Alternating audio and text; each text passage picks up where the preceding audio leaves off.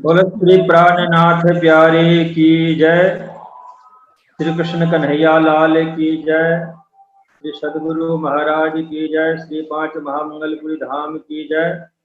सर्व सुंदर साथ की जय।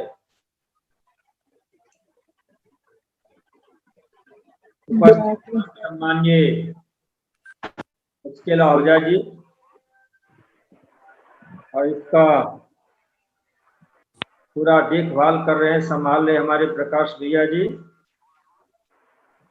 और ग्रुप में उपस्थित श्री कृष्ण प्रणामी धर्मानुरागी धर्मपारायण सुंदर शाह जी। न जाने राजी महाराज की किस तरह की कृपा है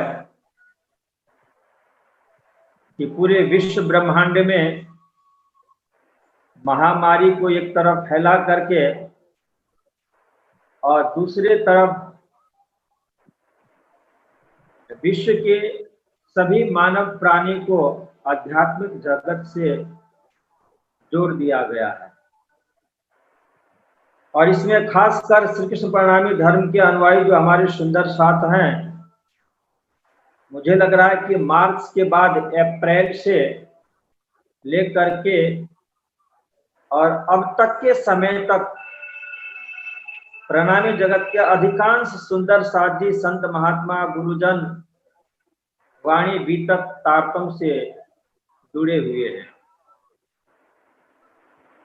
कल जो हम सभी सुंदर साथ जी ने जन्माष्टमी मनाया और आज नंद महोत्सव, तो हमें पता है कि उससे एक दिन पूर्व प्रणामी जगत में सभी जगह बीतक कथा का विश्राम दिवस मनाया गया। और ये बीतक कथा में इस वर्ष तो मुझे लग रहा है कि सुंदर साथ जी बहुत ही निहाल हो गए, क्योंकि एक जब कहीं भी हम सभी सुंदर साथ जी होते हैं तो हमारे बीच में बीतक कथा सुनाने के लिए कोई एक गुरुजन हुआ करते हैं। और इस वर्ष तो सुंदर साथ के पास में भी बहुत सारा टाइम और गुरुजन के द्वारा भी इस वर्ष जिनको जब इच्छा हो, जिस समय इच्छा हो, बैठ करके सुंदर साथ ने बीतक कथा का आनंद लिया। बीतक कथा से ही हम जुड़ करके कलश ग्रंथ की बात मैं आपको सुना रहा हूं। बीतक ग्रंथ में जब जामनगर श्री पांच नौतनपुरी धाम में श्री मेहराज ठाकुर रह रहे थे, तो सदगुरु धनेश्वर देव चंद जी महाराज के अंतर ध्यान के बाद श्री बिहारी जी महाराज उस गादी पर विराजमान हुए। श्री मेहराज ठाकुर की दिव्य इच्छा थी कि मैं अपने सदगुरु के प्रथम पुण्य तिथि पर एक बहुत बड़ा भंडारा करूं, जिसमें सभी सुंदर साथ जी एकत्रित हों, उन्हें धर्म चर्चा परम धाम की ब्रजरास की लीला भी सुनाई जाए और साथ साथ में उनको वस्त्र है, आभूषण है, दान दक्षिणा भी देकर के खूब आनंद किया जाए। क्योंकि परम धाम में ये सब सेवाएं बहुत मुश्किल है। जो दुनिया के अंदर में सुंदर साथ की सेवा सुंदर साथ कर पा रहे हैं या सुंदर साथ जी राज्य की सेवा कर पा रहे हैं, ये परम धाम में मुश्किल है। इसलिए यहाँ पे सेवा के लूट हो रही थी। महामती प्राणनाथ जी ने सोचा कि मैं ऐसा क्यों ना करूं कि सभी सुंदर साथ जी को इकट्ठा करूं, भंडारा करो, रसोई करूं और सबको दान दक्षिणा भी दूं, वस्त्र दूं, आभूषण दूं। पर एक ऐसा कारण बना कि जिससे मेहराज ठाकुर को हबसा नजर कैद में बंद हो जाना पड़ा। और वहां पे तारतम सागर वाणी जो हमारे बीच आज 18,758 चौपाइयों के रूप में हम सभी सुंदर साथ जी दर्शन कर रहे हैं, उनकी पूजा कर रहे हैं, पारायण पाठ कर रहे हैं और उसी पारायण पाठ के माध्यम से हम गुरुजनों के मुखारबिंद से चर्चा श्रवण कर रहे हैं। यह तारतम सागर ग्रंथ जो 18,758 चौपाइयों से संकलित है और 14 ग्रंथ में विशाल स्वरूप में प्रकट हुआ है। उस तारतम सागर ग्रंथ का प्रथम अवतरण जामनगर की धरती, श्री पांच नौतनपुरी धाम की धरती, वह नजर कैद जहां हबसा के अंदर में महामती प्राणनाथ जी महाराज बंद हैं। और देखिए सुंदर सा ये कितना अच्छा एक संयोग है। जब प्रथम इस दुनिया के अंदर में परब्रह्म परमात्मा श्री कृष्ण का अवतरण होता है कालमाया ब्रह्मांड में, जिसमें आपने ब्रज की लीला की, तो ऐसे ब्रज लीला के समय में भी परब्रह्म परमात्मा श्री कृष्ण का अवतरण चतुर्भुज स्वरूप वैकुंठाधिपति भगवान विष्णु के बाद कंस के जेल में ही हुआ है।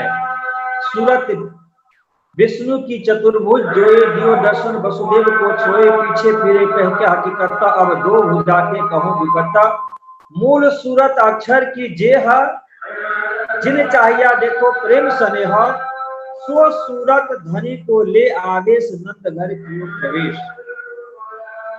चतुर्भुज स्वरूप के बाद उस जेल के अंदर में वसुदेव देवकी के बीच स्वयं अक्षरातीत परब्रह्म परमात्मा अक्षर की सुरता को लेकर के अपना दिव्य सच्चिदानंद स्वरूप धारण करके जेल में प्रकट हो गए।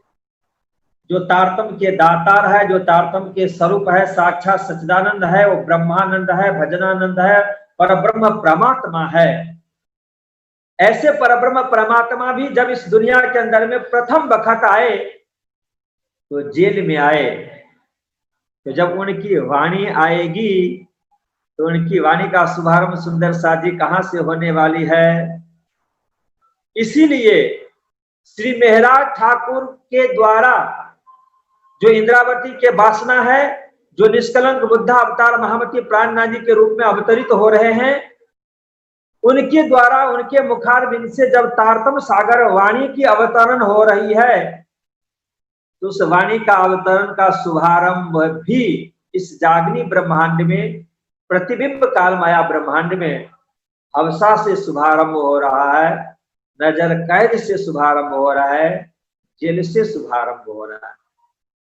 उस जेल में रास ग्रंथ का अवतरण हुआ, प्रकाश ग्रंथ का अवतरण हुआ, खट ऋतु का संपूर्ण अवतरण हुआ। और जिस कलश ग्रंथ के ऊपर में ओझा जी ने मुझे निर्देशित किया है कि आपको कलश ग्रंथ के ऊपर में बोलना है, उस कलश ग्रंथ के मात्र 2 चौपाई ही अवतरित हुई है। तारतम सागर ग्रंथ का यह कलश ग्रंथ चौथा ग्रंथ है, और जो कलश ग्रंथ 2 चौपाई के रूप में अवतरण शुभारंभ हुआ उस हवसा में, वो 2 चौपाई पहले आप सभी सुंदर साथ के बीच में बोल दूं। वो चौपाई है, रासनो प्रकाश थयो ते प्रकाशनो प्रकाश, ते ऊपर बलि कलश धरो ते मां करो ते अति अजवास। मारा साथ सुनो एक बातरी, कहियो सतनो में सार, ये सार नो सार दिखाड़ी, जगू ते मारा आधार। सुंदर साजी कलश ग्रंथ का ये बीज मात्र 2 चौपाई है। इस कलश ग्रंथ गुजराती में लगभग 12 प्रकरण और 506 चौपाइयां है। 2 चौपाई तो अवतरण हुआ हवसा में जामनगर, और इसके बाद में कलश ग्रंथ का संपूर्ण अवतरण जब महामती प्राणनाथ जी महाराज विक्रम संवत 1728 में सूरत के धरती पे पधारे और 29 में गादी नशीनी होती है, तो 28-29 के बीच में ही संपूर्ण कलश ग्रंथ का अवतरण सूरत की दिव्य धरती पे हुआ है। और फिर कलश और प्रकाश जो गुजराती भाषा में है, इन दोनों ग्रंथों का अवतरण हिंदी भाषा में जब महामती प्राणनाथ जी महाराज अनूप शहर जाते हैं तो वहां होता है। तो इस कलश ग्रंथ का हिंदी अवतरण अनूप शहर में हुआ, जिसके अंदर में लगभग 24 चौपाइयां और 771 चौपाई है। 24 प्रकरण है, सॉरी हाँ 24 प्रकरण और 771 चौपाइयां, जिन चौपाइयों को हम अभी सुंदर साथ जी श्रवण कर रहे थे, जो वाणी गायन करने वाले हमारे सुंदर साथ, सुनियो बानी सुहागनी होती जो अकथ अगम, सो बीतक कहो तुमको उड़ जासी सब भरम। रास कहिया कछु सुन के अब तो मूल अंकुर, कलश होत सबन को नूर पर नूर सिर नूर। देखिए भाव है इस ग्रंथ में, वाणी में बीतक शब्द भी आया है। सुंदर साथ जी, अभी अभी हम सभी ने 1 महीने तक लगभग बीतक कथा श्रवण की है। लालदास जी महाराज ने बीतक शब्द कहीं बाहर से ढूंढ करके नहीं ले आए, बल्कि 18,758 तारतम सागर ग्रंथ में ही बीतक शब्द का एक ही 2 जगह नहीं बल्कि बहुत सारे जगहों पे बीतक शब्द का वर्णन आता है। इसी तारतम सागर ग्रंथ में से ही बीतक शब्द का आपने प्रयोग किया है। बीतक का अर्थ होता है वृतांत।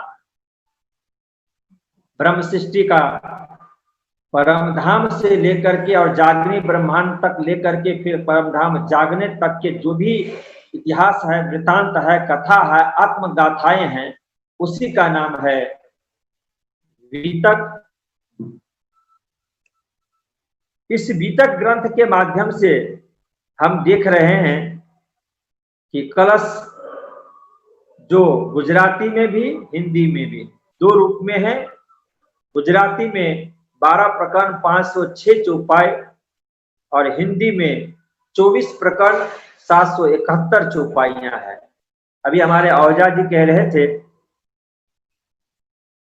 कि जब सदगुरु धन श्री देवचंद जी महाराज जामनगर श्याम जी मंदिर में श्रीमद् भागवत कथा कांजी भट्ट के द्वारा श्रवण कर रहे थे, उस समय परब्रह्म परमात्मा श्री कृष्ण ने निजानंद स्वामी सदगुरु धन श्री देवचंद जी महाराज को दर्शन दिया। तीसरा दर्शन, जिसे हम साक्षात दर्शन कहते हैं, जिस दर्शन के अंदर में सदगुरु श्री देवचंद जी महाराज को अपना स्वरूप क्या है, वो कौन है, वो कैसे हैं, उसका पहचान होता है। और उनका जो 3 प्रश्न था कि मैं कौन, कहां से आया, कहा मेरो भरतार, उन 3 प्रश्नों के साथ साथ में प्लस करके परब्रह्म परमात्मा श्री कृष्ण ने 2 प्रश्न उसमें ऐड किया, जोड़ दिया, और इसके बाद में उस 3 को 5 प्रश्न बना दिया। वही प्रश्न सबसे प्रथम प्रकरण में आता है। उसका भाव है कि जिस समय में परब्रह्म परमात्मा ने दर्शन दिया तो सदगुरु धनुष देवचंद जी महाराज जो पूछे कि मैं कौन, कहां से आया, कहा मेरो भारता, उससे पूर्व में ही पहले ही दर्शन देने वाले स्वरूप श्री कृष्ण ने देवचंद जी महाराज से पूछा कि तू कौन, पिताई क्यों कर, कहां है तेरा वतन, नार तू कौन खसम के, दृढ़ कर कहो बचन, तू जागत है कि निध में करके देख विचार, विद सारी या की कहो इन जिमी के प्रकार। श्री कृष्ण ने उनसे 5 प्रश्न पूछा है कि तुम कौन, 1 प्रश्न, इताई क्यों कर, ये इताई तुम कौन, तो यह सदगुरु देवचंद जी महाराज का प्रश्न था, जिसे श्री कृष्ण ने रिपीट किया। तुम कौन, इताई क्यों कर, यह अक्षरातीत परमात्मा श्री कृष्ण का प्रश्न है। इताई क्यों कर, कहां है तेरा वतन, ये देवचंद जी महाराज का प्रश्न है। और नार तू कौन खसम का, ये भी सदगुरु से देवचंद जी महाराज का प्रश्न है। और तू जागत है के नींद में करके देख विचार, ये अक्षरातीत परमात्मा श्री कृष्ण का प्रश्न है। 2 श्री कृष्ण का प्रश्न है और 3 प्रश्न सदगुरु धनुष देवचंद जी महाराज का। सदगुरु धनुष देवचंद जी महाराज ने कहा, तब मैं पियासो यूं कही जो तुम पूछी बात, मैं मेरी मत माफक कहूंगी तैसी भात। हे परब्रह्म परमात्मा, आप जो मुझे दर्शन दे रहे हैं और आपने जो मेरा ही 3 प्रश्न मुझसे पूछ दिया, जो आज तक मैं सभी जगह भ्रमण करते हुए संत महात्माओं से पूछा करता था, पंडित पुजारियों से पूछा करता था, मुल्लाओं से पूछा करता था, बहुत सारे गुरुओं के पास में जाकर के हमने पूछा, धर्मशास्त्र के अंदर में हमने खोजा ढूंढा, पर आज तक इन 3 प्रश्नों का जवाब मुझे कहीं भी नहीं मिला। न तो गीता के माध्यम से, न भागवत के माध्यम से, न उपनिषद वेद के माध्यम से, न संतों की वाणी के माध्यम से।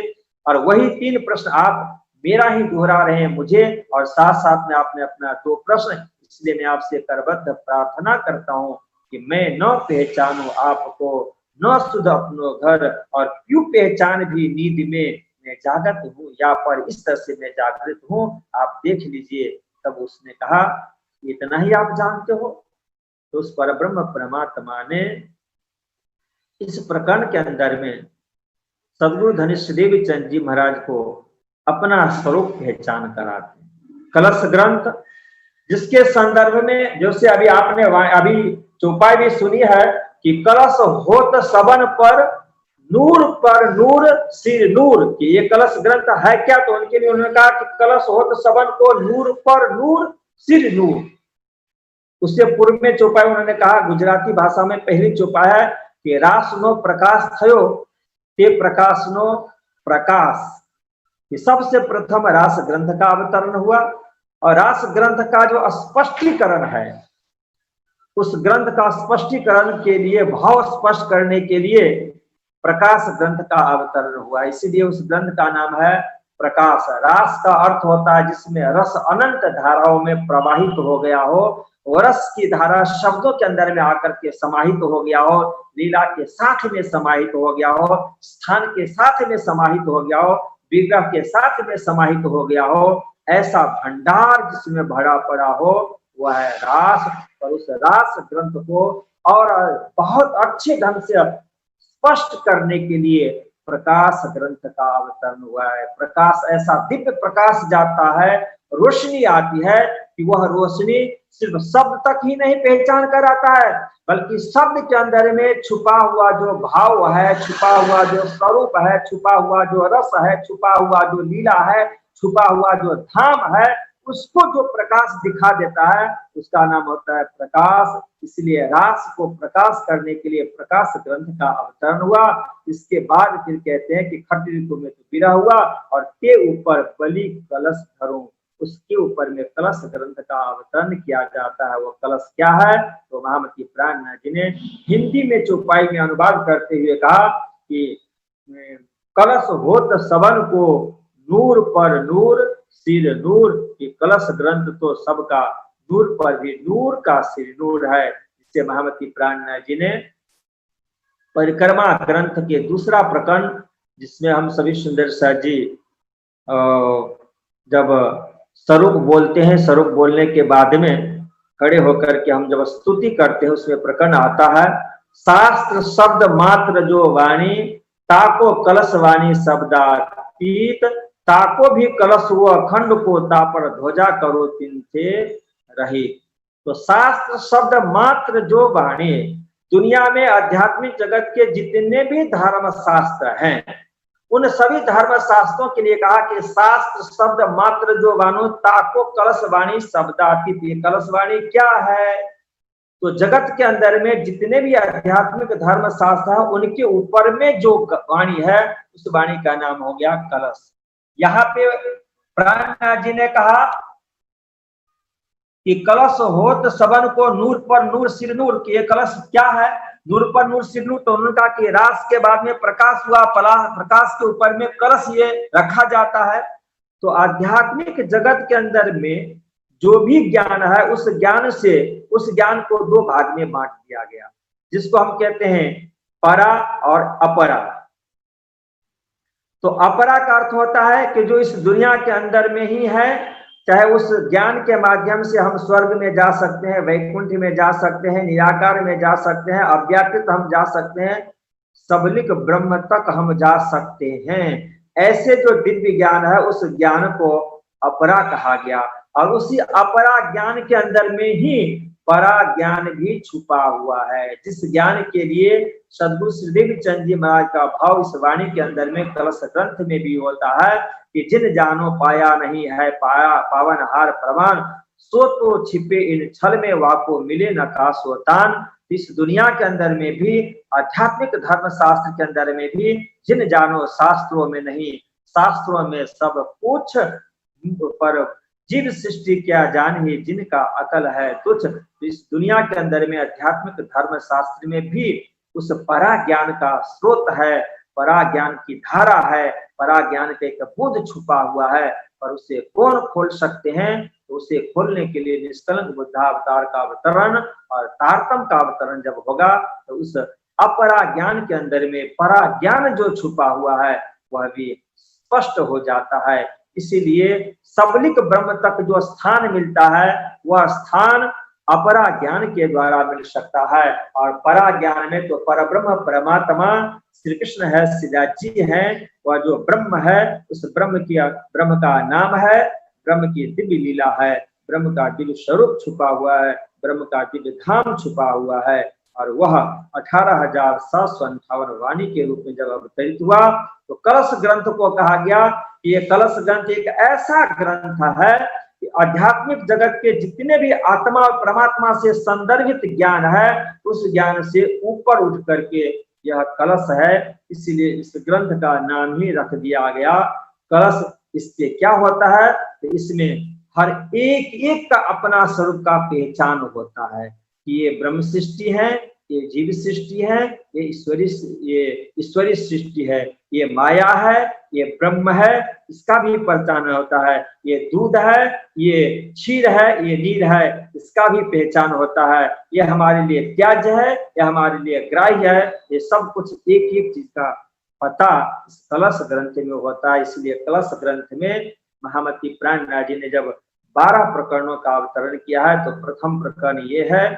दूसरे प्रकरण में उन्होंने बताया है कि भाई ये दुनिया का खेल रामत देखाड़ी, रामत खेल कैसा है वो दिखाया। उस खेल के अंदर में भी एक खेल है, वह एक महत्वपूर्ण है। वह जान पाते हम कैसे, तो वो तारतम के द्वारा जान सकते हैं। कलश ग्रंथ में जो वर्णन है तारतम उसके माध्यम से जान सकते हैं। फिर पंथ पैरों का भी उन्होंने खींचा खींच दिखाया है कि किस तरह से इसमें बहुत सारे धर्म है, संप्रदाय है, देवी देवता है, इष्ट है। और ऐसे धर्म संप्रदाय में रह करके, इष्ट देवों में रह करके, धर्म शास्त्रों को भी अध्ययन करके उसमें से कैसे हम एक अलग सा रास्ता चुन लें, अलग से रास्ता जिसमें बताया गया उसको हम पकड़ लें, जिससे हमारा बेड़ा पार हो जाए, वह हमको इस ग्रंथ में दिखाया जाता है। जिसके लिए संतों की वाणी, शास्त्रों की वाणी ने भी कहा अनेक शास्त्रम बहुलाश्च विद्या अल्पश्च कालो बहु विघ्नतात। ये सब जो भी बातें बताई गई, यत् सारभूतम तदुपासनीयम हंसो यथा क्षीर मीमांबु मध्यात्। तो अनंत शास्त्र है, अनंत शास्त्रम बहुलाश्च विद्या, शास्त्र बहुत है, विद्याएं भी बहुत है। और उस विद्याओं के अंदर में आप गोते लगाते रहोगे तो कभी कुछ भी नहीं मिलने वाला है, समय निकल जाएगा। इसीलिए शास्त्र ने कहा कि अल्पश्च कालो बहु विघ्नतात, थोड़ा ही समय है उसमें भी बहुत विघ्न है। और उसमें क्या करना है, यत् सारभूतम तदुपासनीयम, उसमें जो सारभूत तत्व है, सारभूत जो एक स्थान है, सारभूत जो एक परंपरा है, सारभूत जो एक संप्रदाय है, सिद्धांत है, तो यदि हमें मिल जाता है तो हमारा मानव जन्म सफल हो जाता है। जिसे महामती प्राणनाथ जी ने कहा कि वृथा कानिक मोरे पामी पदारचार, या मान खेते अखंड फल पाइए सो पाई के क्यों वृथा गमाइए, जो बात उन्होंने की है। तो मानव शरीर जब हमें मिलता है तो मानव शरीर प्राप्त करने के बाद में अनंत धर्म शास्त्र को, अनंत विद्याओं को जो उसके पचड़े में यदि हम पड़ जाते हैं तो हमारा समय नष्ट हो जाता है, पूरा का पूरे जिंदगी का समय बर्बाद हो जाता है। और उसी में से यदि हम किसी संत महात्मा के पास, सदगुरु के पास जाकर के, सदधर्म शास्त्र के पास में जाकर के खोज करते हैं तो उसमें सारभूत तत्व हमें मिल जाता है, जिसमें माया ब्रह्म का निरूपण होता है, क्षीर नीर का निरूपण होता है, परा अपरा विद्या का निरूपण होता है। और वह रास्ता जब हमें मिल जाता है तो हमारा जीवन सफल हो जाता है। और उस सफलता के शिखर पे पहुंचाने के लिए ही महामती प्राणनाथ जी ने कहा इस दुनिया के अंदर में पंथ पैरे एक नहीं, दो नहीं, बल्कि बहुत सारे इष्ट देव है, बहुत सारे धर्म और संप्रदाय है। और उन धर्म संप्रदायों के बीच में रह करके, इष्ट देवों के बीच में रह करके फिर एक नया रास्ता हमें चुनना है, वो कैसे संभव हो पाएगा। इसीलिए महामती प्राणनाथ जी ने कलश ग्रंथ में पंथ पैरे की बात कर दी, दिखा दिया कि देखो किस तरह से उल्टी रीत है, वो पहचान कराया जाता है। इस ग्रंथ के अंदर में सदगुरु धनिष्ठ देवचंद जी महाराज के स्वरूप को भी पहचाना परमात्मा श्री कृष्ण ने कलश ग्रंथ के रूप में करवाया है, कलश ग्रंथ के माध्यम से करवाया है। और महामती प्राणनाथ जी महाराज का अपना स्वरूप का भी पहचान परब्रह्म परमात्मा ने इसी कलश ग्रंथ के अंदर में करवाया है। और जब तक अपना स्वरूप का पहचान नहीं हो जाता है तब तक जो उनकी दिशा उन्हें पता नहीं चल पाती है, मंजिल नहीं पता चल पाती है, और उस दिशा में उस मंजिल तक अपने सुंदर साजी को ले जाने में वह महापुरुष भी सक्षम नहीं हो पाते हैं। इसलिए सद्गुरु धनुषदेव चंद जी महाराज को दर्शन देने के बाद अक्षरातीत परमात्मा श्री कृष्ण ने कलश वाणी की जो चौपाइयां है, उन्हीं चौपाइयों को भाव से उनको 5 प्रश्न पूछ करके और उनके अपना स्वरूप को पहचान करवाते हैं कि आप श्यामा जी के अवतार सुंदर बाई हो, और आप पहले ब्रज में भी आ चुके हैं, रास में भी आ चुके हैं, अब जागनी ब्रह्मांड में आप आए हो, आपके अंदर में राज्य का हुक्म है, राज्य का जोश है, आप स्वयं श्यामा जी के रूप में अवतरित हुए हो, और आप ही के अंतःकरण में जो ब्रज और रास के अंदर में अक्षर ब्रह्म परब्रह्म परमात्मा के साथ में थे, वह अक्षर ब्रह्म भी आपके अंतःकरण में ही श्यामा जी छुपे हुए हैं। और इतना ही नहीं, जो तारतम है, जो ब्रह्म ज्ञान है, जो साक्षात स्वरूप है, वह तारतम भी आपके पास में है। यह पहचान सद्गुरु धनुषदेव चंद जी महाराज को जब करवा देते हैं, तो सद्गुरु सुदेव चंद जी महाराज की भी वही हालत, वही दशा हो जाती है जो कभी कभी हम लोग रामायण कथा के माध्यम से सुनते हैं कि जब हनुमान जी सीता जी की खोज के लिए चल पड़ते हैं, और उनको जब पता चलता है कि इस समुद्र से उस पार जो लंका है, उस लंका के लंकाधिपति रावण सीता जी को हरण करके ले गया है, तो उस समय वहां पे जाने के लिए जब ये आपकी तैयारी होती है, तो आपने देखा कि अरे हमारा इतना छोटा सा शरीर और ये समुद्र इतना लंबा चौड़ा, इसको हम कैसे उलंघ सकते हैं। तो उस समय जामवंत ने हनुमान जी के स्वरूप को पहचान करवाया कि बाल समय रवि भक्ष कियो तब तीनों लोक भयो अंधियारी। ये हे हनुमत, जब आप छोटे थे, बाल्यावस्था आपकी थी, उस समय तो आपने क्या किया था कि सूर्य जब आकाश में सूर्य उदय हुआ, उसमें लाल लाल जब दिख रहा था, तो आपने उसे एक सुंदर सा फल समझ करके उसे आप निगल गए थे। इतनी शक्ति, इतना सामर्थ्य आपके अंदर में है। इतना सुनते ही हनुमान जी का शरीर तो विशाल हो गया, और विशाल काय धारण करके और समुद्र को छलांग मार लिए, समुद्र को लांग गए थे।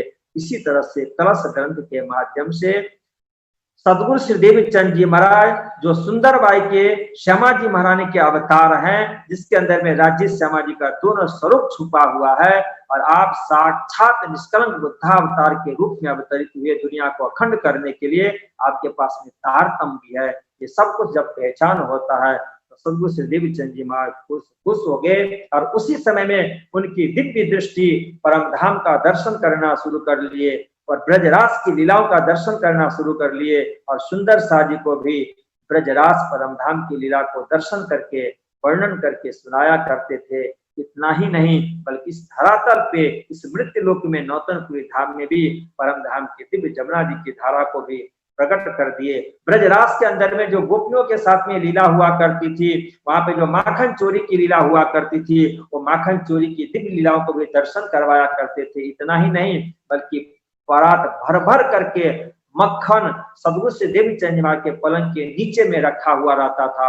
इन सभी दिव्य लीलाओं का दर्शन सद्गुरु श्री देव चंद जी महाराज तारतम के बल पे ही कराया करते थे। यह है कलश ग्रंथ का देन। इसके बाद जब सद्गुरु धनी श्री देव चंद जी महाराज के चरण शरण हुए मेहराज ठाकुर, इंद्रावती की आत्मा जब गोवर्धन भाई ठाकुर के साथ में सद्गुरु श्री देव चंद जी के चरणों में प्रथम बार जाकर के प्रणाम किया, और उस समय जब मेहराज ठाकुर के जेब से लगभग 70 पत्र जब निकल करके सद्गुरु श्री देव चंद जी के चरणों में जब समर्पित होता है, तो उन पत्रों को देख करके श्री देव चंद जी महाराज को लगा कि अरे ये पत्र तो हमने लिखा है। यो 69 पातियां लिखी धाम धनी पर, तब सैया हम भी लिखी पर नेक न पाई पर उत्तर। इस तरह से 69 लेटर्स तो सद्गुरु श्री देव चंद जी महाराज ने लिखा अपने सिग्नेचर से, और एक पत्र के लिए कहते हैं कि एक पत्र सद्गुरु श्री देव चंद जी ने ऐसा लिखा जिसमें सभी सुंदर साजी का सिग्नेचर हस्ताक्षर करवा करके, और जब श्री कृष्ण जी भोजन करने के लिए आए, तो उस समय में सुंदर साजी के द्वारा वह पत्र श्री कृष्ण को दिया गया। पर इस तरह से कहा जाता है कि 70 लेटर्स को 70 पत्रों में से किसी भी पत्र का जवाब श्री कृष्ण ने श्रीदेवी चंद जी महाराज को कभी भी नहीं दिया था। पर जिस दिन अपने भ्राता के साथ गोवर्धन ठाकुर के साथ सदगुरु श्रीदेवी चंद जी महाराज के चरणों में प्रथम बार गए प्रणाम करने के लिए, और मेहरा ठाकुर के जेब से जब वो सारे के सारे पत्र निकलता है तो श्रीदेवी चंद जी महाराज को पता चल गया कि हो न हो इन पत्रों को इस जेब से निकालने का मतलब है कि जागनी इनके द्वारा होना है। सदगुरु श्रीदेवी चंद जी महाराज जब ध्यानावस्था में गए तो ध्यानावस्था में जाकर के देखते हैं क्या कि परम धाम के अंदर में यह जो मेहराज ठाकुर का शरीर है, इस मेहराज ठाकुर को परम धाम के अंदर एक इंद्रावती का रूप में देखा, और इंद्रावती के ऊपर में इतनी बड़ी कृपा राजी की देखी कि इंद्रावती को तो श्रीराज जी महाराज ने अपने दिल रूपी धाम के अंदर में एक सुंदर सा मून मिलावा बना करके उसमें कंचन वन का सिंहासन पधरा करके और उस इंद्रावती को सिंहासन के ऊपर में अपना नाम, अपना स्वरूप, अपना शोभा श्रृंगार दे करके राज्य के रूप में प्रतिष्ठित करके बैठाया हुआ है। इतनी प्रतिष्ठा देख करके श्रीदेवी चंद जी महाराज गदगदित हो गए। उनका विश्वास हो गया उनको कि अब जागनी तो इन्हीं के द्वारा होना है, यही जागनी करेंगे। ऐसे महामती प्राणनाथ जी महाराज जब विक्रम संवत 1675 में प्रकट हुए तब से लेकर के और सद्गुरु धन श्रीदेवी चंद जी महाराज के अंतर ध्यान तक के समय में, विक्रम संवत 1712 तक के समय में भी उनको अपने आप का स्वरूप, जिस तरह से सद्गुरु श्रीदेवी चंद जी महाराज को भी अपने आप का संपूर्ण स्वरूप का पहचान 40 वर्षों तक नहीं हो पाया था, इसी तरह से मेहराज ठाकुर को भी विक्रम संवत 1712 तक भी पहचान नहीं हो पाया था। हबसा में जाने के बाद उनके द्वारा वाणी का अवतरण हुआ, तब तक भी आपने अपने स्वरूप को संपूर्ण रूप से नहीं पहचान सके थे। जब अहमदाबाद में आप गए तब भी अपने आप के स्वरूप को नहीं पहचान पाए थे, और वहां से जब आप सूरत के अंदर में आते हैं, उस समय जब सूरत के अंदर में आकर के उनके ऊपर में अपरंपार कृपा जब होती है, इस कलश ग्रंथ के प्रथम प्रकरण में महामती प्राणनाथ जी महाराज जी स्वरूप का पहचान कराया जाता है। इतना ही नहीं, मतलब जैसे अभी मैंने आपसे निवेदन किया कि पंथ पैरों का भी खेचा है, इसके बाद में इस दुनिया के अंदर से निकलने के लिए जो एक रूप है वह है ज्ञान का स्वरूप। उस ज्ञान के स्वरूप को निकलने के लिए एक रास्ता देगा कौन? विराट का स्वरूप। तो इस विराट के अंदर में जो जाली है, कुहेरा है, उलझन है, उस उलझन को कैसे सुलझाया जाए, उसमें कैसे हम देख पाए, समझ पाए, इसलिए विराट के कुहेरे के रूप में विराट की जो जाली है उसको भी उन्होंने कलश ग्रंथ में स्पष्टीकरण किया है, दिखा दिया है। इसके बाद में इस विराट संसार से निकलने के लिए जो हमें वेद चाहिए, ज्ञान चाहिए, पराप्रेम लक्षणा भक्ति चाहिए, परा विद्या चाहिए। उस परा विद्या में जो वेद के अंदर में भी जो गुह्य और गुह्यतम ज्ञान छुपा हुआ है, उसको भी स्पष्टीकरण के लिए वेद की जाली के रूप में भी इसमें वर्णन किया गया है। इसके बाद में किस तरह से इस दुनिया के अंदर में अवतार होगा भगवान विष्णु का, और भगवान विष्णु के अवतार के बाद फिर कैसे निष्कलंक बुद्धावतार, कृष्णा अवतार होगा, फिर निष्कलंक बुद्धा अवतार होगा। उस अवतार के परंपरा को लेकर के अवतारों को भी पहचान कराया है इस कलश ग्रंथ में। इसके बाद वो अवतरित होकर के ब्रजमंडल में गोकुल में जाकर के कैसे लीला करेंगे, वो गोकुल लीला का भी सुंदर सा वर्णन किया है। इसके बाद फिर कैसे गोकुल लीला हो जाने के बाद योग माया ब्रह्मांड में जाकर के लीला करेंगे, उन सभी लीलाओं का भी वर्णन है। फिर वर्णन करने के बाद फिर कैसे सुंदर साथ के ऊपर में राज्य की कृपा मेहर होगी, दया का प्रकरण का भी वर्णन है।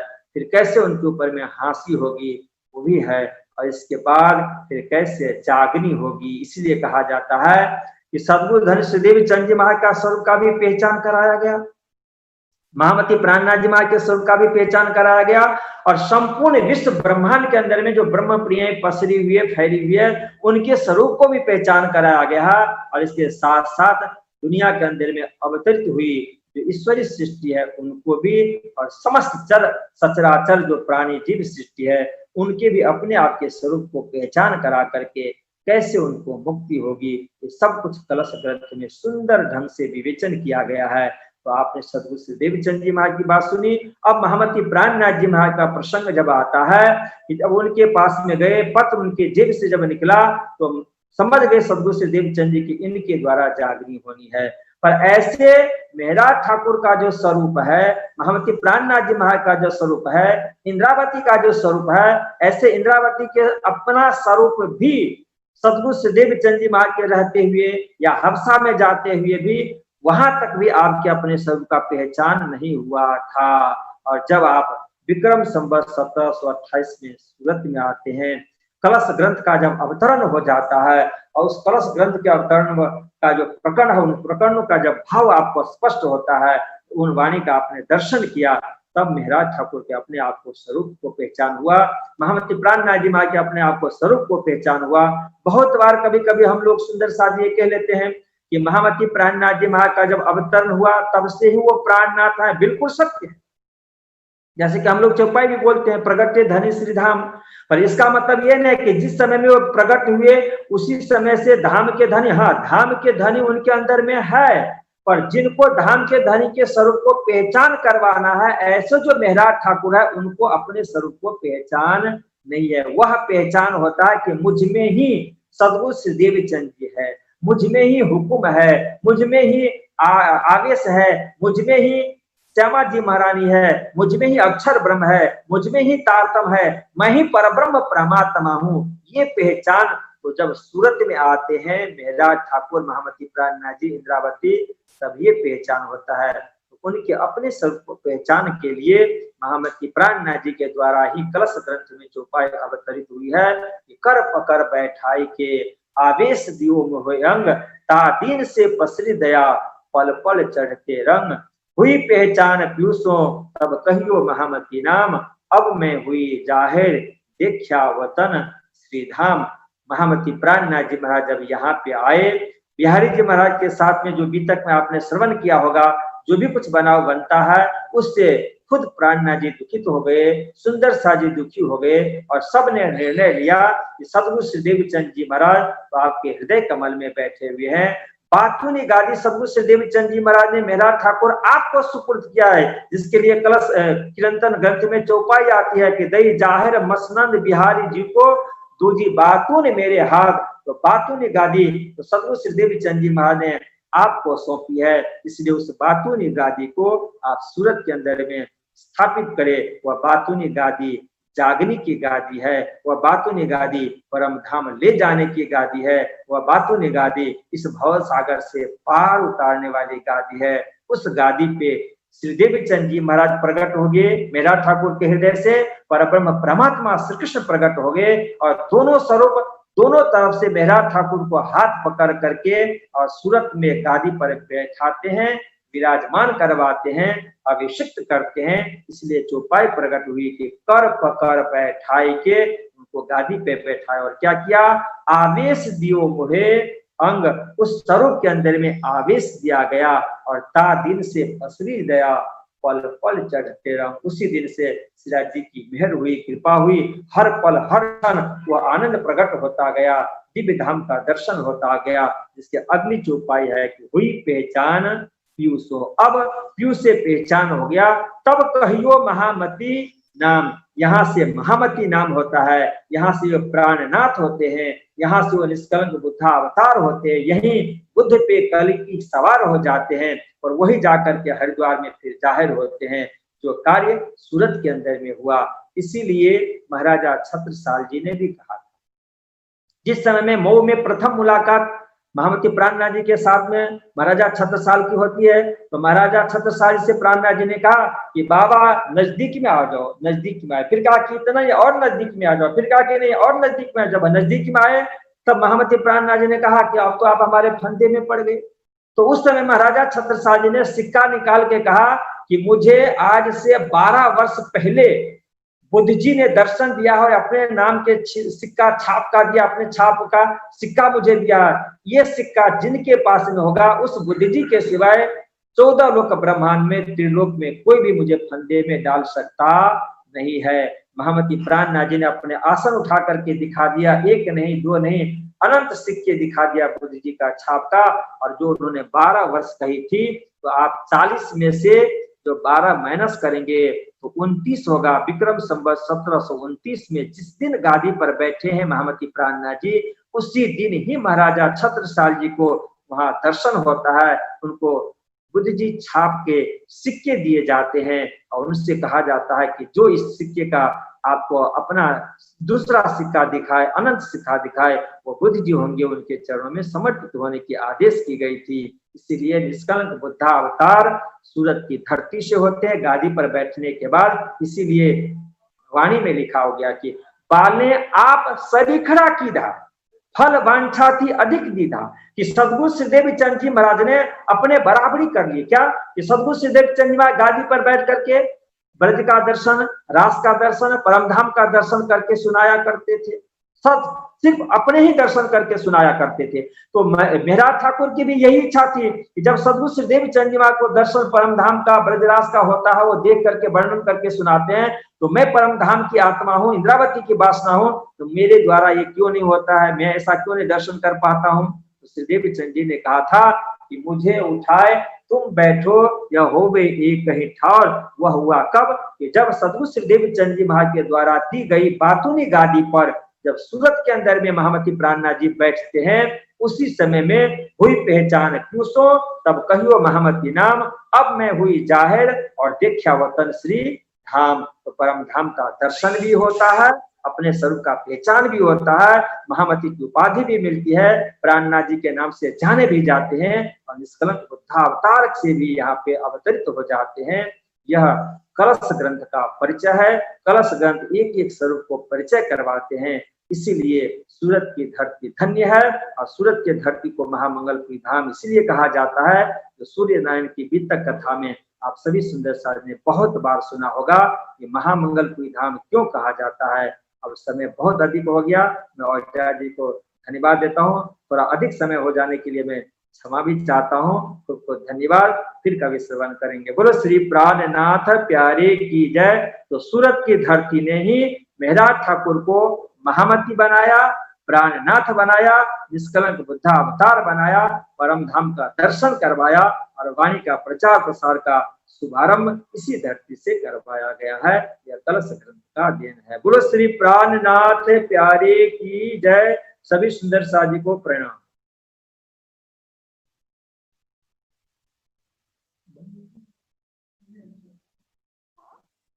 खुल गई। वो ये कह रहे हैं पवित्र जो है सापुड़ा वो भी है नहीं और किसी को दे देना। अच्छा प्यारे सुंदर साथ जी, हम सब परम पूज्य परमवंदनीय आचार्य महर्षि के श्री चरणों में वंदन करते हैं। क्यों? हम आपने स्पष्ट सुना और वाणी कह रही है, इनमें एक बात भी बनावटी नहीं है। मंगलपुरी महिमा बड़ी है, सबका गुरुद्वार, चले जगावन साथ को श्री प्राणनाथ भरतार। श्री प्राणनाथ निज मूलपति, श्री महराज सुनाम, तेज कुंवर श्यामा युगल को पल पल करूं प्रणाम। श्री धनी जी को जोश, आत्म दुल्हन, नूर हुक्म बुद्ध मूल वतन, ए पांचों मिल भई मामत। ये सब सूरत की धरती पर हुआ। और अभी एक और रहस्य आपने सुना, महाराजा छत्रसाल को विक्रम संवत 1751 में वो सिक्का दिखाना था और 1729 में यहाँ थे। 12 साल वही हो गया। और नहीं, हमने कलश ग्रंथ में स्पष्ट सुन लिया, अगर हम आप पढ़ें तो भी समझ में हमें आ जाएगा। सतगुरु देवचंद जी को अपने स्वरूप की पहचान, श्री प्राणनाथ जी को अपने स्वरूप की पहचान और हम ब्रह्म प्रियाओं को अपने स्वरूप की पहचान। हम ईश्वर सृष्टि हैं या जीव सृष्टि हैं या ब्रह्म सृष्टि हैं। और मंगलाचरण भी यहाँ पर अवतरित हुआ। कलश तो कलश है और इसीलिए कलश यहाँ अवतरित हुआ था। और आचार्य महर्षि वाणी के परफेक्ट, बिल्कुल एकदम पूर्ण ज्ञाता हैं। बड़ी कृपा की आपने आज एक ही बैठक में कलश को स्पष्ट कर दिया। बड़ी कृपा की, आपको शत शत वंदन करते हुए